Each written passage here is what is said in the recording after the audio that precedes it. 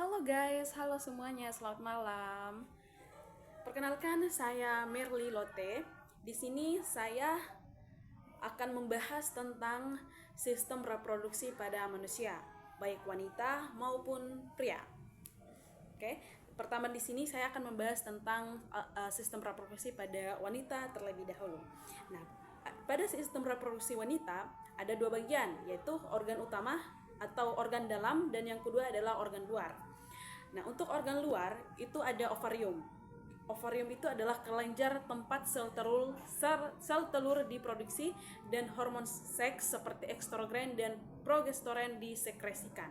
Jadi di ovarium itu adalah tempat adanya sel telur. Nah, dia juga memproduksi hormon seks seperti estrogen dan progesteron. Maaf ya, progesteron. Oke. Terus yang kedua adalah ada tuba Fallopi. Nah, tuba Fallopi itu adalah saluran yang menghubungkan ovarium dengan rahim.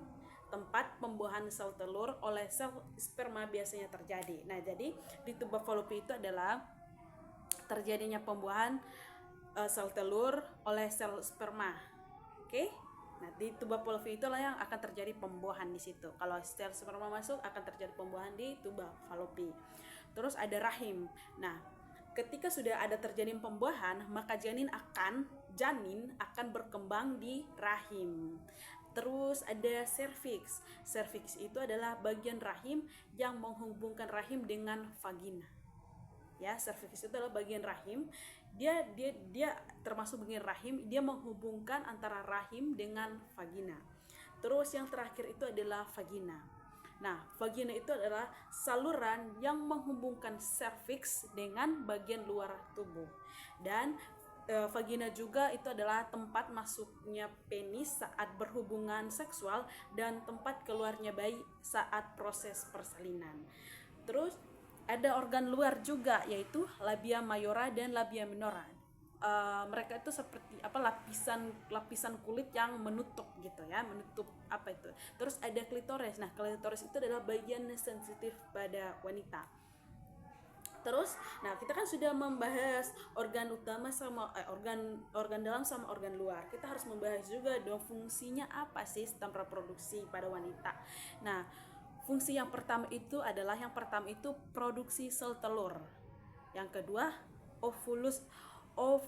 ovulasi, yaitu proses pelepasan sel telur dari ovarium ke tuba Fallopi. Nah, ada juga yang ketiga itu adalah pembuahan. Nah, jika terjadi hubungan seksual, sel sperma akan membuahi sel telur di tuba Fallopi. Ya, tadi kita sudah membahas kalau tuba Fallopi adalah pertemuan ada sel sperma dan sel telur yang menghasilkan pembuahan.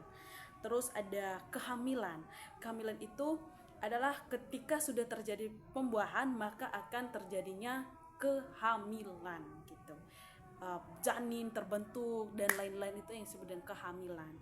Terus ada menstruasi. Nah, menstruasi itu ketika sel telur yang sudah matang tidak dibuahi, maka dinding rahim akan luruh dan dia keluar melalui vagina ya, dengan berbentuk darah. Terus ada hormonal, itu menghasilkan hormon seks yang mengatur siklus menstruasi dan berperan dalam kehamilan. Oke. Apakah teman-teman bisa mengerti tentang sistem reproduksi pada wanita? Oke, baik. Kita akan lanjut kepada sistem reproduksi pada pria. Nah, sistem reproduksi pada pria juga sama dengan tidak ada organ luar sama organ dalam juga. Yang pertama kita akan membahas tentang organ luar. Nah, organ luar itu ada tiga. Kalau pada pria itu tidak terlalu banyak, dia lebih sedikit daripada wanita. Nah, kalau pada pria itu ada tiga, bagian luarnya itu ada tiga. Yang pertama itu adalah penis. Penis itu dia berfungsi untuk mengeluarkan sperma dan urin. Jadi penis itu mengeluarkan sperma dan urin. Dia fungsinya itu ya, untuk mengeluarkan sperma dan juga urin. Terus yang kedua ada skrotum. Skrotum itu adalah pembungkus testis. Dia berfungsi sebagai pembungkus dan menjaga agar suhu testis tetap sesuai untuk produksi sperma.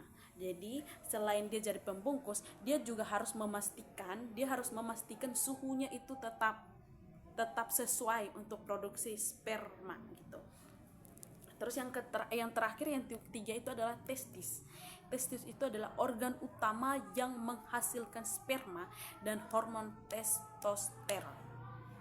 Oke? Terus ada organ dalam atau organ internal. Organ dalamnya itu ada epididymis. Itu tempat sperma disimpan dan mengalami pematangan. Jadi di epididymis ini tempat sperma diproduksi, sperma disimpan dan mengalami pematangan di epididymis.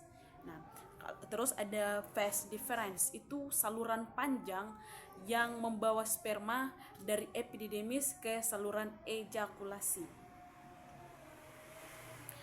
Terus ada vesicula seminalis, itu adalah kelenjar yang menghasilkan cairan yang kaya nutrisi untuk sperma.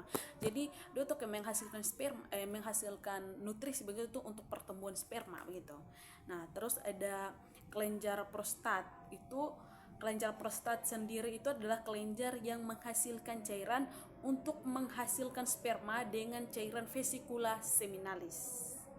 Mengaduk sperma dengan cairan vesicula seminalis. Nah, vesicula seminalis itu kan tadi kan saya bilang kalau itu adalah menghasilkan cairan yang kaya nutrisi atau makanan untuk sperma begitu, supaya dia tumbuh kembang itu bagus. Itu yang vesicula punya fungsi. Terus kalau kelenjar prostat itu kelenjar yang menghasilkan cairan untuk mengaduk sperma dengan cairan. Jadi dia hasilkan cairan toh.